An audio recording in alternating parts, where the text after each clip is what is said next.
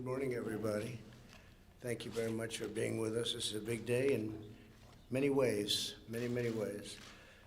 The First Lady and I are delighted to welcome the members of Women's Suffrage Centennial Commission to the White House to celebrate the 100th anniversary of women securing the right to vote. That's something. I want to thank the commission members who have worked tirelessly for 3 years to tell the very powerful story of America's suffrage and America's suffrage movement.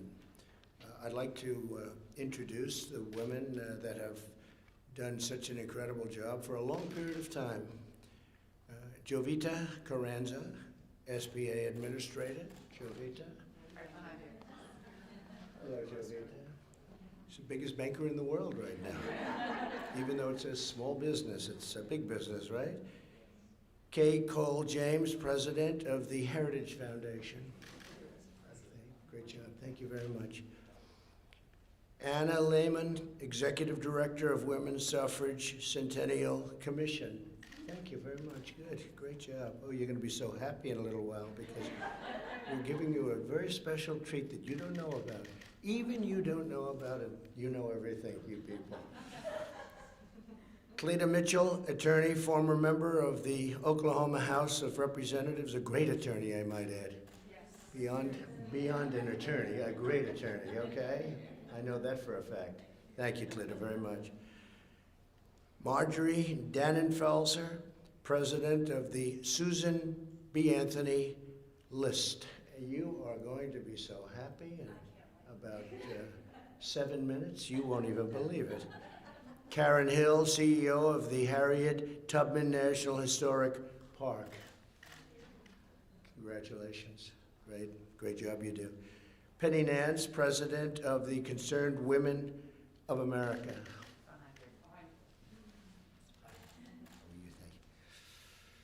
Heather Higgins, president of Independent Women's Voice. Thank you, sir. Hi, Heather. Thank you. Congratulations. Deborah Steidel-Wall, Deputy Archivist of the United States. That sounds like a very big job. That's a lot of archives, isn't it? How many buildings does that take up, right? Great job. I hear you do a great job. Thank you very much. Colleen Shogan, Deputy Director, National and International Outreach for the Library of Congress. Fantastic, another big one, right? That's great. Congratulations, that's beautiful. Susan Combs, Assistant Secretary of Policy Management and Budget at the Department of the Interior. Thank you very much, great job. Thank you all very much. Today I'm honored to sign a proclamation celebrating August 18th, 2020 as the 100th anniversary of the 19th Amendment. In the summer of 1848, Elizabeth Cady Stanton stood before the first ever Women's Rights Convention in Seneca Falls, New York, and declared that women should enjoy this fundamental civil right. What a job she did. 7 decades later, the suffrage movement succeeded. On this day in 1920, the United States ratified the 19th Amendment. It was a monumental victory for equality, for justice, and a monumental victory for America. Today, a record-breaking 131 women are serving in Congress. Nearly 70 million women vote in elections. 56% of our nation's college students are women. More than 11 million women own successful businesses. In other words, women dominate the United States. I think we can say that very strongly. Before the China virus set in, it struck our nation. Women had gained 4.3 million jobs, a record. The women's unemployment rate had plummeted to the lowest level in more than 65 years. And last year, over 70% of the new jobs went to women. And I will say we're coming back very strongly, and we're going to see those numbers again very soon. But the numbers that we have for unemployment and employment, frankly, we had 160 million people working. We've never even been close to that. And by next year, we'll be even higher than that number. Tremendous things are happening. as we fight to deliver a better future for all women and for all Americans, we remember the wonderful victory 1 century ago. While I am president, America will always honor its heroes, and we will always celebrate the patriots who secured women's right to vote. So this is an incredible document that I'm signing, and I wanted to just add something because this was brought up a week ago, and I was so surprised that it was never done before. Because later today, I will be signing a full and complete pardon for Susan B. Anthony. She was never pardoned. Did you know that? She was never pardoned. What was so wrong? And you know that she got a pardon for a lot of other women, and she didn't put her name on the list.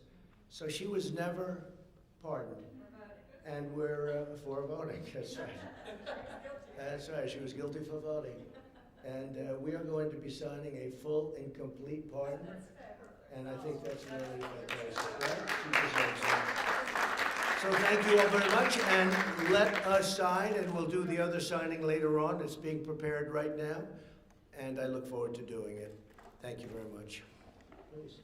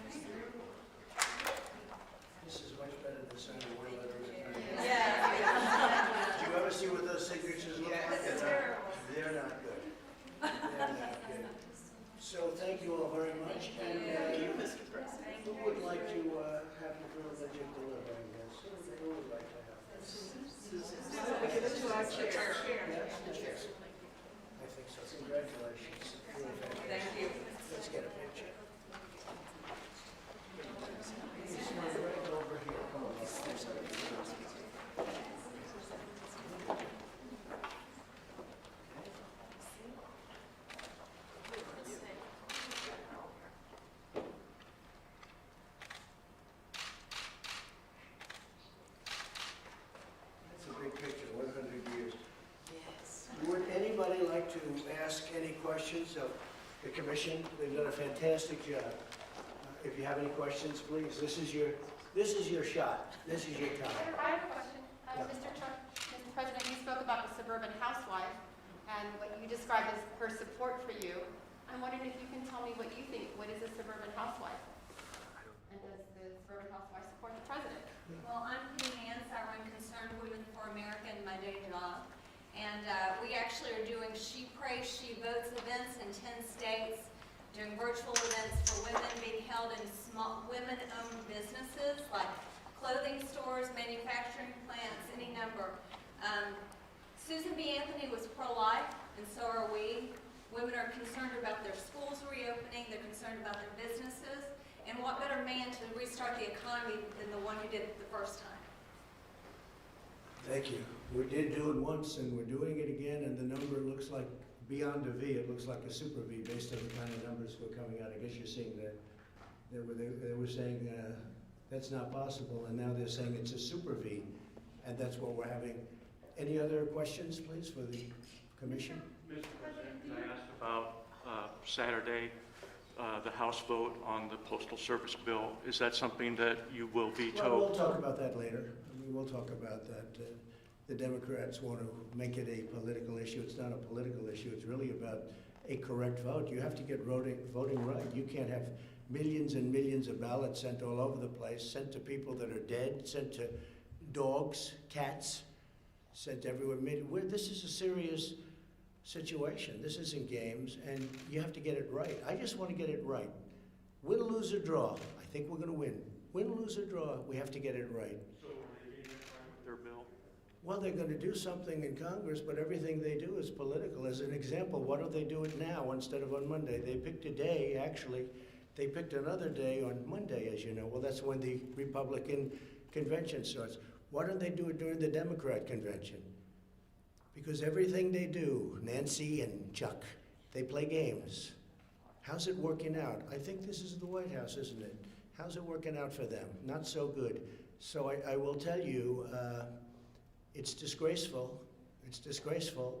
We have to have honest voting. That's what this is all about here. It's honest voting. You can't take millions of ballots, send them haphazardly all over the country or all over a state, and expect to come out properly. And if you look at the last 10 elections where they did this universal, and by the way, absentee is great. It's been working for a long time, like in Florida. Absentee, you request, and it comes in, and then you send it back. Absentee is great, but universal is going to be a disaster, the likes of which our country has never seen. It'll end up being a rigged election, or they will never come out with an outcome. They'll have to do it again. And nobody wants that, and I don't want that. Go ahead, please, let's talk about this subject, however. Although, indirectly, we're probably talking about the same subject, wouldn't you say, Cleta? Yes. Cleta's an expert on this. I've never even asked. She's one of the great attorneys in Washington. Do you have an opinion on it? And if it's not my opinion, please don't say it. Come on up here, and I must say, it's very interesting. Well, I do have an opinion. The president is right. One of the things that the Democrats and their allies in the media and the left have been trying to do for a long time is to have universal mail voting, where election officials send ballots to everybody on the registration list. But we all know there have been multiple studies, the Pew study, millions of people are on the rolls who are no longer living there, they're dead, they're non-citizens. Don't forget, when you go to the DMV or social services, they ask you, they're supposed to, by law, they have to ask you to register to vote, whether you're eligible or not. All of those registrations are dumped into the system, and so there are duplicates. I am chairman of a public interest legal foundation. We're devoted to election integrity. And we just did a study of Allegheny County, Pennsylvania. We found one man with 7 active registrations. If you send him 7 ballots, there's the potential to vote 7 times. He will. So the issue is, I actually have a memo I'm working on to give to the president about what the post office should be doing. They should be working with local election officials. They should be making sure that the ballots are designed in a way that processes properly through the voting equipment, through the post office equipment. If everybody is focused on this situation with somehow the Postal Service, the president is somehow trying to do something to the Postal Service, I defy anyone in this room to be able to name a single, all of us can name multiple times when we've sent a letter across town and it either didn't get there or came back 3 months later undeliverable to a correct address. So we know that the president is not responsible for the problems of the post office, but there are things the Postal Service should do in conjunction with election officials, and they should do those now and make sure that the systems are in place to properly process the ballots that are sent by mail. But the problem is that we are facing hundreds of lawsuits that have been filed by the Democrats and leftist organizations to force states to not have polling places. I personally believe that it's still, we should have election day, we shouldn't have election 3 months, and for sure we ought to be able to know by election night who won. So Mr. President, you're 100% right, and there are a lot of us who are standing behind you and want to help. Thank you. I'll give you that letter if you could. If you have, Not yet. No, if you have it. From you, I'll take it. She's really one of the great lawyers. Thank you very much. And I'll wait for it. Can I add to the question Yes, before about please. women? There are a lot of issues where what the president is doing, talking about public safety, which is increasingly a concern for women as they see what is going on, but also policies that he's taken. So the president has done extraordinary things on healthcare. His executive order requiring price transparency, that is an issue that is 88% popular across the country, across party affiliations, across ideologies, across demographics. Among women who are 40 and under, it's a 98% approval issue. Without this president being reelected, that executive order goes away because Congress hasn't yet made it into a law, because it goes into effect in January of 2021. So this has historically been the #1, if not the top 3 issues in the country. And this is the only person who's going to bring price transparency, which can bring down healthcare costs by 40%, revealing what the true prices are of your hospital or your insurance before you have to pay for it, so you can shop, or other people will shop, and that will drive down prices. Enormous issue for this cohort. So women care about a lot of things. So nice that you say that, because they don't speak about it, but transparency is a very controversial issue because doctors don't like it, and frankly, hospitals don't. The good doctors love it, and the good hospitals love it. But Doctors and patients love it. Hospitals, insurers, PBMs, which are the wholesalers that control the pharmacies, right. and pharma, they all have lobbyists all over Washington trying to stop what the president is doing. I've had many people that are really expert at it. They say it's a bigger issue than healthcare itself. It'll save so much money, and it's the full deal. I signed it, it's done. It goes into effect on January 1st, and you're right, if the Democrats get in, they'll probably try and end it, and what a shame that would be, because it was so hard to get it done, and it will save people massive amounts of money. I'm not talking about 1% or 2%. The other thing we just did, you probably heard, is I signed a favored nations clause on drugs, because we have countries in the world, Germany and others, but we have many countries in the world that pay a tiny fraction, I don't mean like 2% less, 10% versus what we pay. You have a pill that will sell for 10 cents in a certain country in Europe that will sell for $2.50 in this country, and it's so unfair to our people. And I signed a favored nations clause, and the drug companies are spending millions and millions of dollars trying to get me not elected. And all it means when you see ads from drug companies, all it means is one thing: the drug prices are going to be coming down 50, 60, 70%, and they never thought anybody would do that. I also signed a rebate clause, so the rebate money, instead of going to the middlemen, who among the richest men in this country, and men and women, I guess, in this country by far, the middleman. The middleman makes more money than the people that produce. At least the drug companies produce something. But I signed where the rebate goes to the people. There's never been anything like this. And as a non-politician, I could do it. And I will tell you, I was called by a lot of politicians that I was surprised at, literally begging me not to do it. Please don't do it. Please don't do it.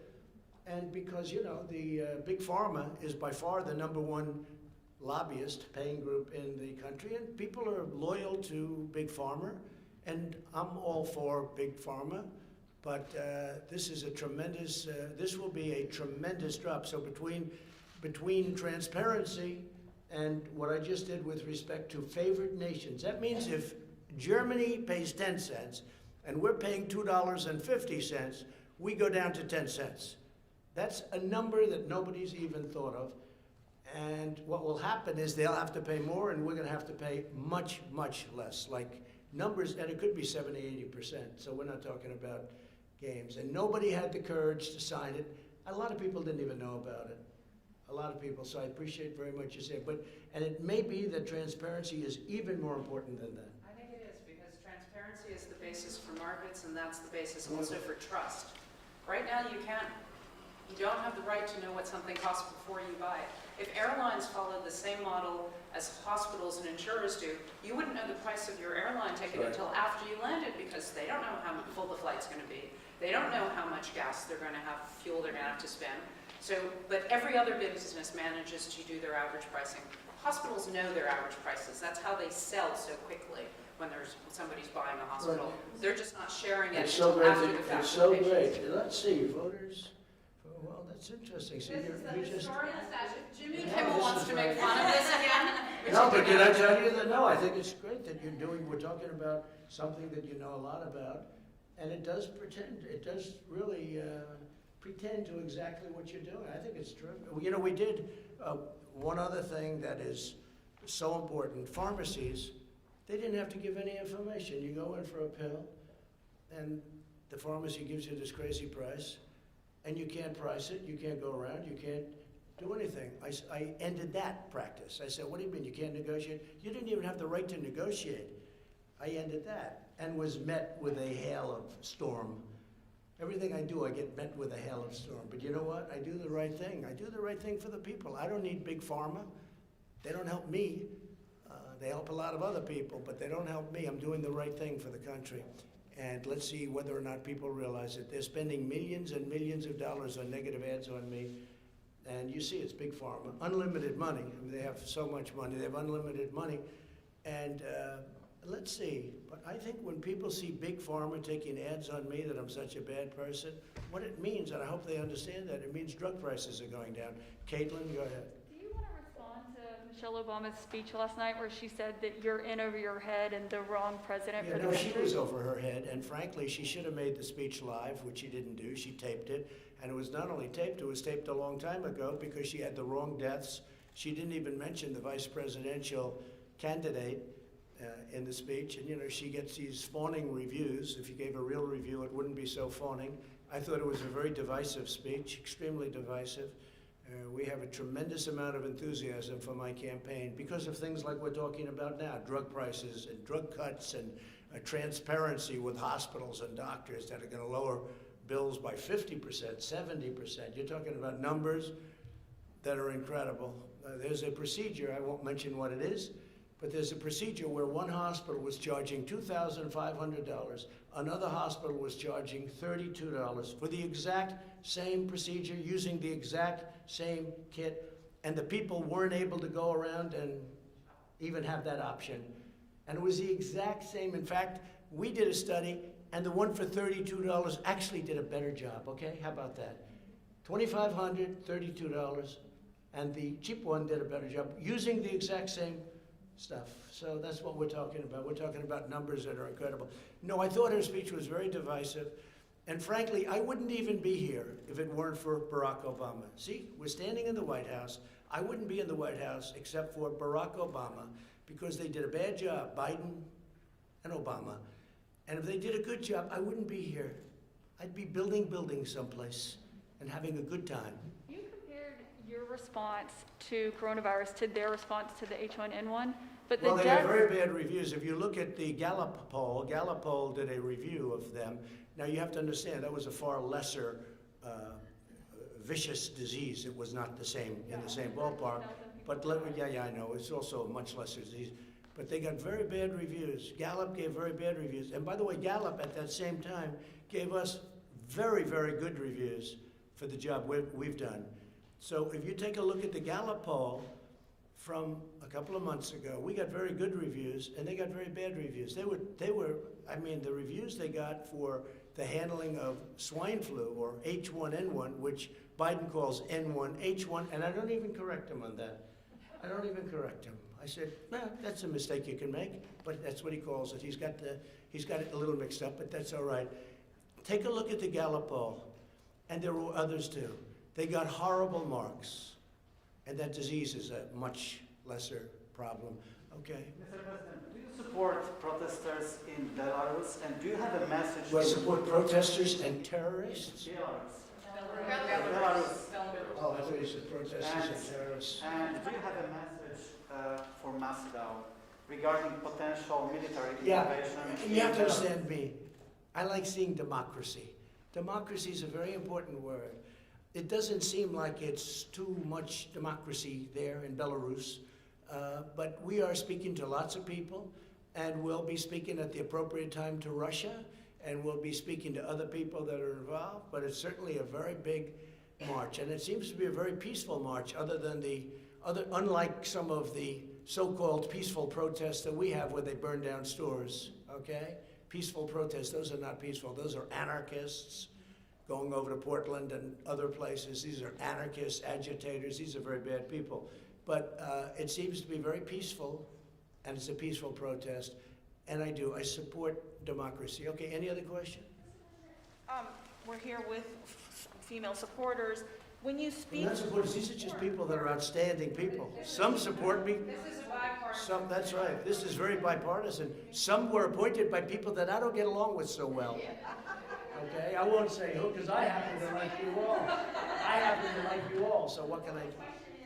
When you speak to the suburban housewives of America, what do you view as the suburban woman voter? Is the suburban woman voter a suburban housewife, or is there more in your Very fair assessment? question, a great question, actually. Look, I view it very strongly that the suburban voter, the suburban housewife, women and men living in the suburbs, they want security and they want safety.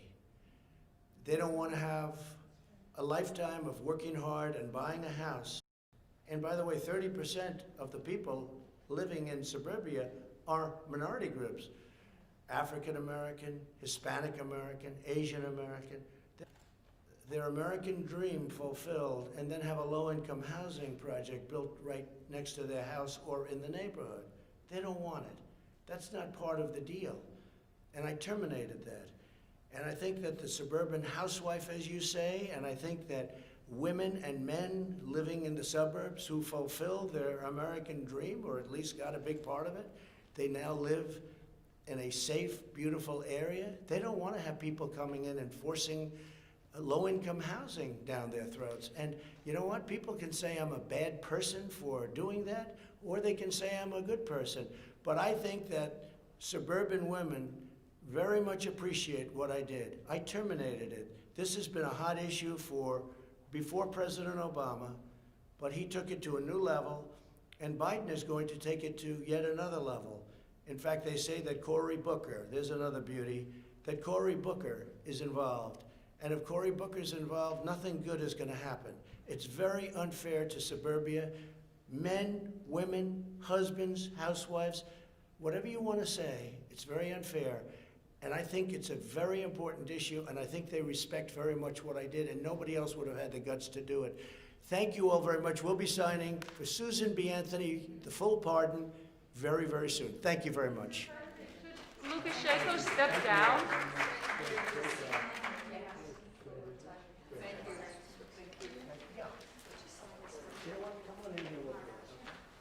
Thank you very much, everybody. See you in a little while. Thank you, Mr. President.